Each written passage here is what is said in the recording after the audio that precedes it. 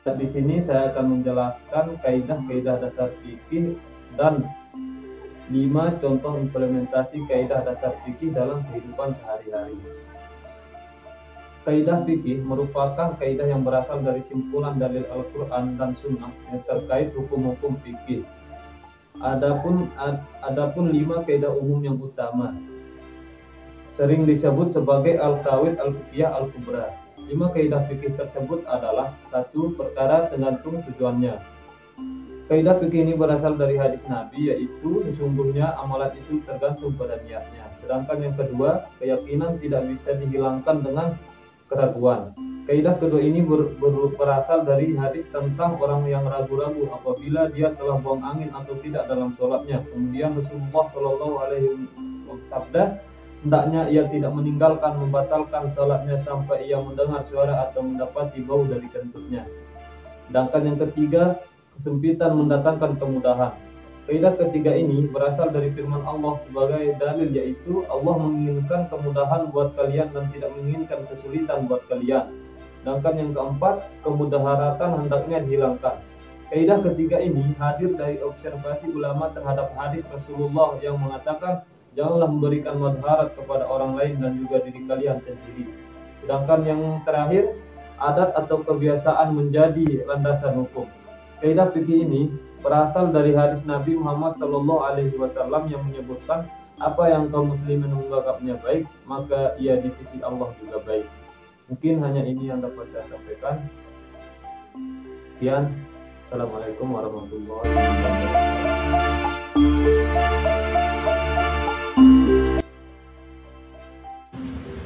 Saya ingin menjelaskan tentang magazin syariah. Pertama, Islam merupakan agama yang menyeluruh. Sejalan dengan hal ini, ada banyak aturan dan hukum yang ditetapkan dalam untuk hambanya, khususnya yang berkaitan dengan bidang muamalah. Untuk memudahkan para ulama, maka lahirnya konsep yang disebut sebagai magazin syariah.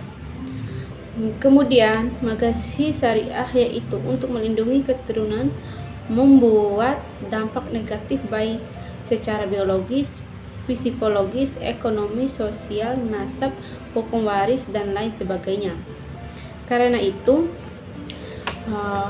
panjangannya yang dilakukan dalam bentuk pernikahan, sedangkan bentuk pencegahan dilakukan dengan menegakkan kemudian orang lain berzina tanpa adanya bukti.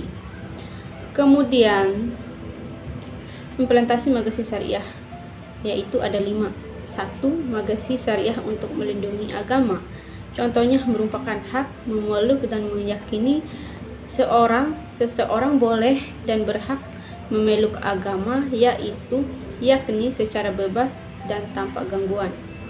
Kedua, magazin syariah untuk melindungi jiwa merupakan landasan dan alasan yang menyatakan bahwa seseorang manusia tidak boleh disakiti, dilukai, apalagi dibunuh. Kemudian ketiga, magazin syariah untuk melindungi pikiran atau akal.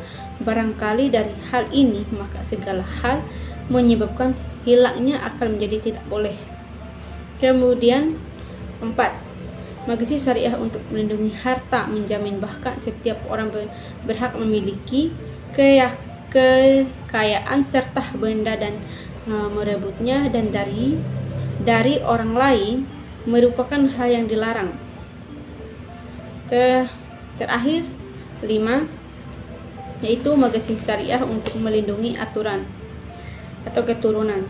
Maka zina menjadi terlarang karena dampaknya.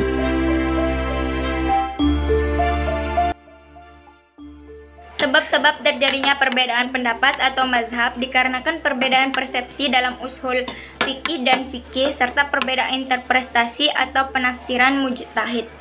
Contoh, Imam Syafi'i menyatakan tidak batal wudhu dengan keluarnya darah dari tubuh. Imam Hanafi menyatakan jika keluarnya darah dari tubuh membatalkan wudhu.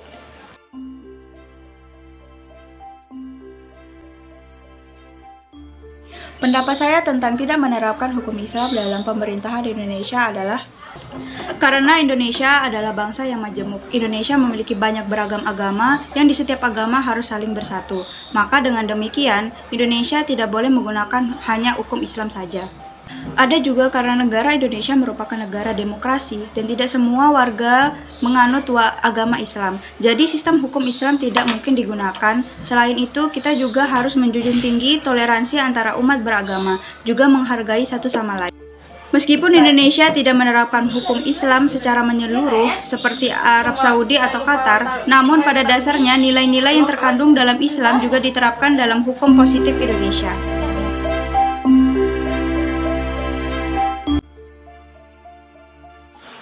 Menurut Harun Nasution, menyebut upaya tersebut sebagai gerakan pembaruan Islam, bukan gerakan modernisme Islam. Menurutnya, modernisme memiliki konteksnya sebagai gerakan yang berawal dari dunia barat bertujuan menggantikan ajaran agama Katolik dengan sains filsafat modern. Gerakan ini berpuncak pada proses sekularisasi dunia barat. Memang harus diakui ekspektasi gagasan modern oleh bangsa barat tidak hanya membawa sains dan teknologi dan tradisi dalam dunia Islam, melahirkan upaya-upaya pembaruan terhadap tradisi yang ada. Harun Nasution menyebut upaya tersebut sebagai gerakan pembaruan Islam, bukan gerakan modernisme.